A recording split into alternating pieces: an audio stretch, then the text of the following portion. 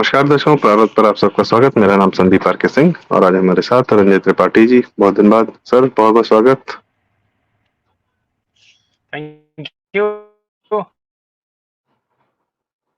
को नमस्कार, सभी दर्शकों को नमस्कार, प्रारंभ के दर्शकों को। जी रंजय भाई, काफी दिन आप बाहर रहे अपने काम के सिलसिले में। जैसा हमारे दर्शक जानते हैं कि आप एक एंटरप्रेन्योर हैं, साइंटिफिक फील्ड में आप साइंटिफिक इक्विपमेंट्स में डील करते हैं और बहुत सारे इंस्टीट्यूट्स और लैब्स और इस तरीके के रिसर्च इंस्टीट्यूट्स में आप वहाँ पर हेल्प आउट करते हैं अपने इक्विपमेंट्स के माध्यम से। और आप और हमारा एक जो है बहुत पेट सब्जेक्ट है, कॉमन हमारी विचारधारा वहाँ मिलती है कि लोगों को बिजनेस की तरफ जाना चाहिए और अपने जीवन में मतलब करियर में प्राइवेट स्पेस में ज्यादा अपने आप को एक्सप्लोर करना चाहिए रेस्पेक्टिव ऑफ सरकारी स्पेस में। तो कल का आपका जैसा अनुभव रहा कि कल जो है लखनऊ में या पूरे उत्तर प्रदेश में एक पुलिस भर्ती की परीक्षा थी और लाखों बच्चे, न हर शहर में जहाँ जहाँ सेंटर्स थे वहाँ लाखों बच्चे पहुंचे और किसी प्रकार से उन्होंने टेस्ट अपना दिया होगा और उसके बाद से वो फिर अभी शायद आगे आने वाले दिनों में भी परीक्षाएं हैं, कई सारे अलग अलग दिन किए गए।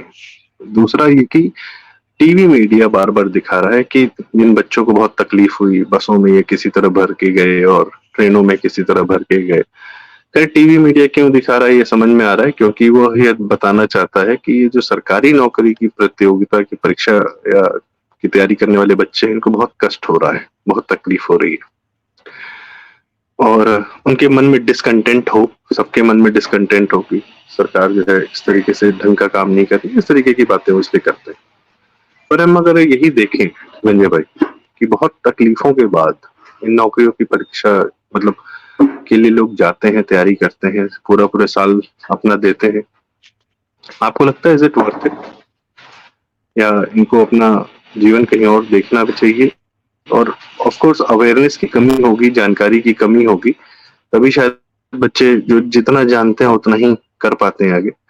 तो मैं दोनों चीजें पूछना चाहूंगा, प्रतियोगी के तरह पर्सपेक्टिव से भी और समाज और नॉर्मल हमारे देश के पर्सपेक्टिव से भी, कि कितनी जरूरत है कि इन बच्चों को ये जानकारी मिले कि भाई आप प्राइवेट स्पेस में भी अपने आप को एक्सप्लोर कर सकते हैं और जितनी मेहनत आप सरकारी नौकरी के लिए कर रहे हैं उतनी मेहनत में आप उधर कहीं बेहतर अपना करियर बना सकते हैं। धन्यवाद जी, सबसे पहले तो जो आपने जो टीवी में बताया कि टीवी में लोग दिखा रहे हैं कि प्रतियोगी बच्चों को बहुत तकलीफ हो रही है, बहुत परेशानी हो रही है।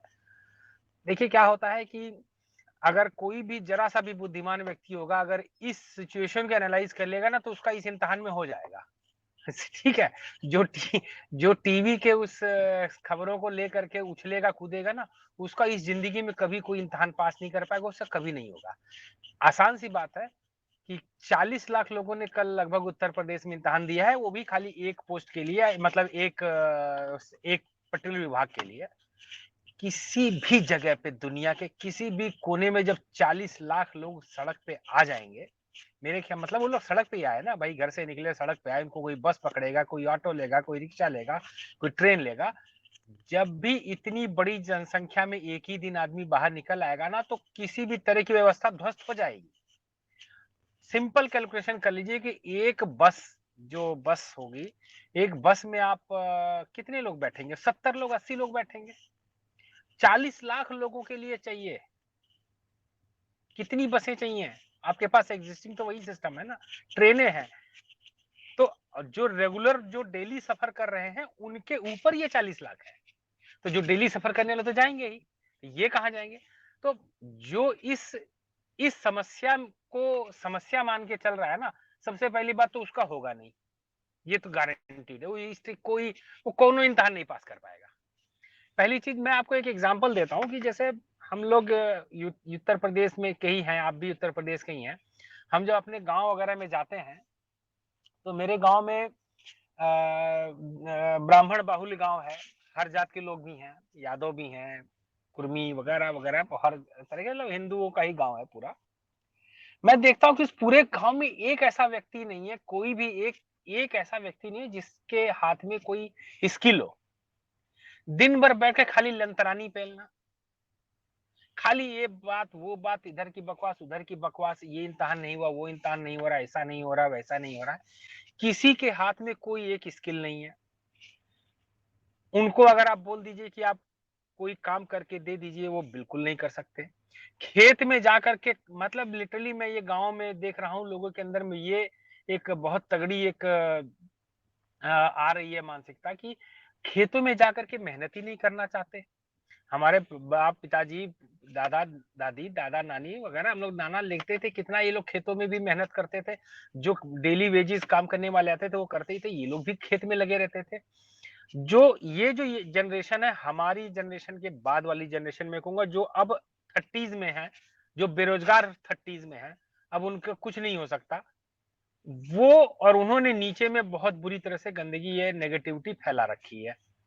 तो अब मैं जब ये सोचता हूँ इनमें, अब इसी गांव को अगर मैं आप एक सैंपलिंग लेकर के, अगर इन्हीं की जो हेड काउंट है उसी को आप इंटीग्रेट कर दीजिए, मेरे गांव से मेरे ख्याल से 20-25 लोग निकला होगा इस इम्तिहान को देने के लिए। उनसे कोई जीके का क्वेश्चन पूछ लीजिए, उनसे कोई कुछ, शाम को चौराहे पे जाकर के बड्डेबाजी जरूर करनी है। अब ये बस निकले हैं एग्जाम देने के लिए।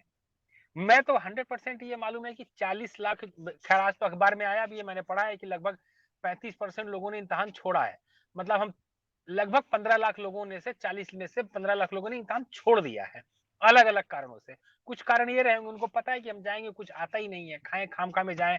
उनका सेंटर मान लीजिए है गोरखपुर के महाराजगंज के किसी गांव का सेंटर पड़ गया होगा कानपुर, तो 1000 रुपया 1200 रुपया कहाँ फूकने जाए, आता जाता तो हमको कुछ नहीं। यही गांव में बैठ करके खाली हम जो गरियाएं सरकारों को और सरकारी व्यवस्था को, उतने में हमारी हमारे जीवन का व्यवस्था है। तो उन्होंने छोड़ा होगा। दूसरा, वो जो नकल वालों के ऊपर इस बार जो पेपर आउट और नकल वालों पे जो भयंकर जो इस बार सख्ती बरती गई है, उनमें से लोगों ने जो जो सॉल्वर गैंग उन्होंने छोड़ा होगा। तो मान के चलता हूँ कि चलिए 15 में से 5 लाख थे जो ये थे, 10 लाख थे जो, तो 15 लाख लोगों ने तो इम्तिहान छोड़ा, 25 लाख बचे। कितना, कुछ 50 से 55 हजार रुपए की सीट है ना, पर आदमी कितना पड़ा, पर व्यक्ति कितने, एक सीट पे कितने हजार लोग लड़ रहे हैं जाकर के। मिलना तो उनको ही है ना, बाकी क्या करेंगे। बाकियों को खाली जाके के गांव जाके लंतरानी करना है कि भैया ये नहीं हुआ वो नहीं हुआ। अरे भाई, हर आदमी को थोड़ी सरकारी नौकरी मिल जाएगा। तो समाधान क्या है? समाधान तो उस गांव में ही, मैंने एक और बहुत अच्छा है अपने गांव में, पीछे जब गया था तो मैंने एक एग्जांपल देखा कि वहां पे गांव में एक पोस्टर लगा था, मोबाइल रिपेयरिंग।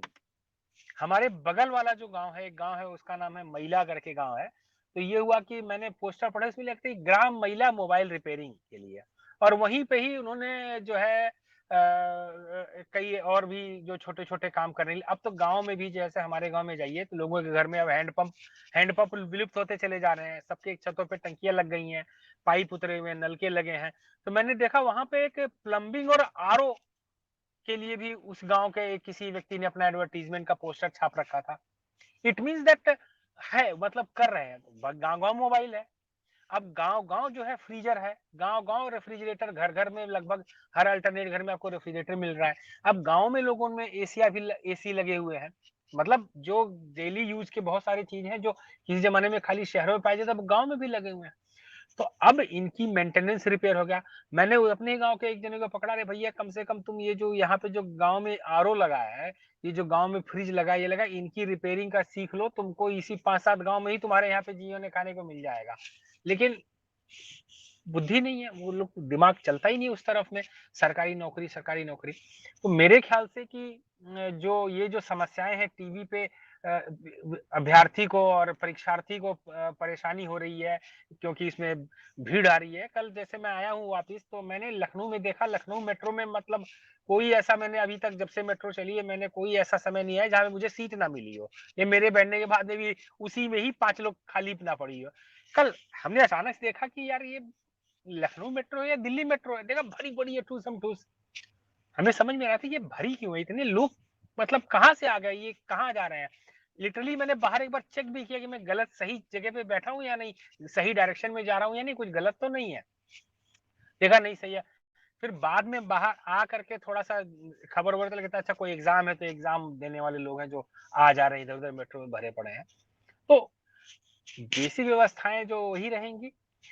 सरकारी नौकरी में जो एक फिक्स जो निकलना है वही निकलेगा, जो रिटायर हो रहे हैं वही रिटायर हो रहे हैं, उससे ज्यादा आप रिटायर नहीं कर सकते, उससे ज्यादा रिटायर होंगे भी नहीं, वही सीटें आएंगी और उसके लिए इतना मारी मारी है। तो इसलिए उसका कोई अल्टरनेट जो है वो आपका स्किल डेवलपमेंट पे जाना पड़ेगा, स्किल डेवलप करना पड़ेगा। घर घर एक एक स्किल्ड व्यक्ति की जरूरत है और घर घर से आपको डेली 500 1000 2000 की दिहाड़ी की आप संभावना भारत में उपलब्ध है। मैं छोटे से जी काम की बात कर रहा हूँ, जैसे प्लम्बिंग, इलेक्ट्रीशियन, एसी। जैसे आप देखे होंगे, हम लोग, आप भी जानते हैं, एक ही वो एक व्यक्ति है दीनू, उसी को हम लोग बुलाते हैं, आज बुलाते हैं 5 दिन बाद आता है, क्योंकि उसके अलावा और मिलते ही नहीं है ठीक। दीनू जी या रामदास या फिर रामचरण या कोई भगवान दास मिलता ही नहीं है जो एसी ठीक करता हो। जी तो हम तो दीनू को बुलाते ये हैं, वो दीनू 5 दिन 7 दिन 10 दिन बाद आता है। तो हमको तो भगवान दास, जी रामचरण और तुलसी प्रसाद चाहिए ना भाई, संदीप चाहिए हम्म ना, जो या रंजय चाहिए ना, और अवनीश चाहिए ना, जिनको आता हो एसी चला, एसी रिपेयर करना, फ्रिज रिपेयर करना। ये बिजली चली जाए हम्म तो बिजली जाने के लिए मनोज को पकड़ के लाता हूँ, यू आता है ठुक से कुछ देखता, हालांकि हम कुछ भी कर सकते हैं, नहीं करते हैं, उसको बुलाते हैं, चल यार आएगा, आता है, कुछ ऐसे पेचकस डाल के कुछ हम्म करता है, 200 रुपया लेके जाता है, दिन में 10 काम वो करता है। ऐसे तो स्किल है उसके पास, तो दिन में 1000 1500 से 2000 रुपए वो कमा ले रहा है ना, 35 40 रुपए महीने कमा ले रहा है ना, वो अपना घर परिवार पाल रहा है, बच्चे परिवार पाल रहा है, और ठीक से पाल रहा है। ऐसा नहीं है कि वो गलत, वो ठीक से पाल रहा है, उसके हाथ में स्किल है। तो मेरे ख्याल से इस कि इस अंधी दौड़ से की जगह पे ये स्किल डेवलपमेंट पे हमारे देश के युवाओं को जाना चाहिए। जी और जैसा हम देखते हैं, आपने बताया कि गांव की जो संख्या है, जनसंख्या है, अभी मैं उस पे आने से पहले एक छोटी सी बात और बताऊं। कल मुझे ही जानकारी मिली कि अव्यवस्था क्यों थी, थोड़ी बढ़ी भी थी, कि एक तो सरकार की तरफ से यह था कि फ्री में सुविधा दे दी गई थी कि आप बसों में फ्री ट्रेवल कर सकते हैं, आपका खर्चा भी नहीं लगेगा अच्छा। अगर आप कहीं से किसी सेंटर पे जा रहे हैं। पर क्या हुआ कि बस चालकों ने, जो सरकारी अधिक तंत्र के पार्ट हैं, और कंडक्टर्स ने, इन लोगों ने कई जगह बसें निकाली ही नहीं, बोल दिया, बीमारी का बहाना बना दिया, कुछ बना दिया कि भैया हम नहीं जा पाएंगे। ये हुआ है। तो इस प्रकार से अव्यवस्था सरकार के तंत्र में भी स्वयं फैलाई। खैर, और इस बात को लेके कुछ लोगों ने मुझे बताया ही, जो अभ्यर्थी हैं, या जो प्रतियोगी हैं, या जो जानने वाले लोगों ने बताया कि बस वालों ने बसें खरीदी। तो उसी सरकारी तंत्र में जहां पहुंचने के बाद आदमी इतना मानसिक रूप से कुछ करना नहीं चाहता, या एक मैं देखता हूँ, क्योंकि हम और आप बहुत डील करते हैं, तो हमें कोई, मैं ये नहीं कह रहा कि वहां सब लोग ऐसे हैं, काम बहुत हो रहा है, काम डेली हो रहा है, मेहनत बहुत हो रही है, सब कुछ हो रहा है, पर हम सब जानते हैं कि सरकारी का मतलब क्या है। हम सब जानते हैं कि उस शब्द का अर्थ क्या है समाज में, वो क्यों है, वो उसका कारण यही है जो हम देख रहे हैं। आपने जो बताया कि जो लोग गांव देहात में लंतरानी कर रहे हैं, वो लोग, वही लोग तो पहुंचते हैं ना फिर, तो उनकी आदत कैसे बदल जाएगी नौकरी मिलने के बाद अचानक से। खैर, नहीं मतलब दूसरा, आज जो समस्या वो झेलते हुए जा रहे हैं, उनके मन में ही आ रहा है कि बेटा हमें लगे द नौकरी, हमार लगे दे तो हम तुमके बताइए, बस यही आ जाता है हम्म, मन में तुरंत, ह्यूमन जी, नेचर है। चलिए कोई बात हमें नहीं, वो हमें एक अलग हम मानसिकता है। आएंगे इसी में हाँ, तो बताएंगे। हाँ। अब हम प्राइवेट स्पेस की तरफ आते हैं। जैसे आपने कुछ टेक्निकल स्किल्स की बात बताई, हम कहते हैं कि उत्तर प्रदेश अपने आप में इतनी जनसंख्या है कि यहाँ कंजम्पशन जो है ना, वो अपने आप में एक बहुत बड़ी इकोनॉमी, हर चीज का कंजम्पशन, कपड़े का, खाने का, अ, आपने जैसे बाइक का बताया, इसी का, मतलब एक आप अपने आप को अगर स्वयं को देखें कि दिन भर में आप क्या क्या कितना कंज्यूम कर रहे हैं, या स्वयं अपने ऊपर कितना पैसा खर्चा कर रहे हैं, अपने परिवार पे कर रहे हैं, तो वो इकोनॉमी का पार्ट है। वो सर्विस कोई ना कोई दे रहा है, वो प्रोडक्ट कोई ना कोई दे रहा है। जहाँ जनसंख्या है वहां पर तो मुझे लगता है कि अपने आप आदमी थोड़ा सा नजर घुमाएगा तो उसको कोई ना कोई व्यापार, कोई ना कोई बिजनेस, कोई ना कोई स्किल दिखेगा जिसकी जरूरत समाज को है। और ऐसा नहीं कि आपको सिर्फ काम डेली करते हैं, आपको पढ़ाते भी हैं। और जैसे मैं देखता हूँ कुछ, जैसे आपने जिसका नाम लिया दीनू, अब वो सिर्फ ये सर्विसिंग नहीं करता है, अब वो बकायदा एक जगह नौकरी भी करता है, और साथ में एसीज परचेज करके प्रॉपर फुल फ्लेज इंस्टॉलेशन, कि आप उस दिनों से ही आप पूरा एसी खरीद के लगवा सकते हैं, जो भी जिस भी कंपनी का है। तो काइंड ऑफ डिस्ट्रीब्यूटरशिप, क्योंकि उसके पास कस्टमर है, सर्विसिंग के थ्रू कस्टमर मिले, कस्टमर को और ज्यादा सर्विसिंग देने लगा। अब उसमें रेफ्रिजरेटर भी है, फ्रिज भी है, अब वो एक जगह मैंने देखा कि यही काम करते-करते एक आदमी ने पूरा एक जगह पे डिस्ट्रीब्यूशन शिप ले ली, वहीं से उसके सामान निकलने लगे। तो पॉइंट इसकी प्राइवेट स्पेस में मुझे लगता है कि दुनिया सीमित नहीं होती है, फिर असीमित हो जाती है। फिर आप जहाँ भी जिस तरीके से आप बढ़ते जाते हैं, समय के अनुसार परिवर्तन करते जाते हैं। और क्या कहते हैं, आपने बताया कि 40 लाख लोग अगर एक साथ सड़क पे आ जाए तो व्यवस्थाएं चरमरा जाती हैं। कोरोना में कितने लोग अस्पताल पहुंचे थे? जनसंख्या का कितना हिस्सा अस्पताल पहुंचा था, लेकिन पूरी हेल्थ सिस्टम चरमरा गई थी। तो हेल्थ सिस्टम 100 लोगों के लिए नहीं बना है अभी, पर अगर 1% के लिए भी है, अगर वहां दुगना भी हो जाता है तो भी चरमरा जाता है। तो ये व्यवस्थाएं अब डेली बन रही, नई सड़कें बन रहे हैं, हर जगह नए नए सड़कें बन रही हैं, अच्छी सड़कें बन रही हैं। उसमें भी आपको बहुत सारे काम का वही जो आदमी गांव से थोड़ा निकलेगा देखिएगा आसपास जो सरकार काम कर रही है, बिजली प्रोवाइड कर रही है या 5G डेटा प्रोवाइड कर रही है इस तरीके की, तो ये कौन लेके जाएगा वहां पर, या इस काम में आप हाथ लगा सकते हैं। और हमको लगता है कि ये जो अभी आप देखें आरक्षण पे इतनी बात होती है कि सरकारी नौकरी पे करते रहने का या उस दिशा में सोचते रहने का एक बहुत बड़ा नुकसान ये है कि ये जो आरक्षण नाम की चीज है, ठीक है, इसके सही गलत अपनी जगह है और इसके अच्छे बुरे हम उस पर नहीं जा रहे, पर मैक्सिमम जनता जब सरकारी नौकरी के प्रति सोचती है तो या तो वो आरक्षण के फेवर में या अगेंस्ट में खड़ी हो जाती है। हम और आप ये कहते हैं कि प्राइवेट स्पेस में जब आप काम करते हो तो इसके बारे में सोचने की आवश्यकता ही नहीं है आपको। फिर आप कभी बिल्कुल ये कहने की जरूरत नहीं है कि आपका स्किल या आप कितने टैलेंटेड हैं, सवर्णों को ये नहीं कहने की जरूरत है कि भाई कोई और उनकी सीट ले ले रहा है या दलितों को ये, मतलब वो पूरी बात ही गायब हो जाती है। प्राइवेट स्पेस कम से कम आपको ये पूरी छूट देता है कि आप अपनी मेहनत से अपने काम से अपनी अर्निंग कर सकते हैं। तो और मुझे लगता है रंजय भाई का वीडियो फ्रीज हो गया है, तो आई थिंक कल की ये जो घटना हुई है सरकारी तंत्र की, इतना बड़ा हमने देखा कि अभी इसलिए निकली क्योंकि बहुत ज्यादा पब्लिक एक साथ सड़क पे आ गई और हम चाहते थे कि वो पब्लिक अपनी अपनी जगह पे रह के कुछ काम नया ढूंढे, नया करे और उसके अनुसार फिर वो वहाँ बहुत ज्यादा इकोनॉमी ऑलरेडी उनके लिए मौजूद है। तो इस दिशा में भी लोगों को सोचने का प्रयास करना चाहिए और हमारा प्रयास रहेगा कि इस तरीके के जो प्रोजेक्ट्स आ रहे हैं उसको भी हम आपके साथ शेयर करें।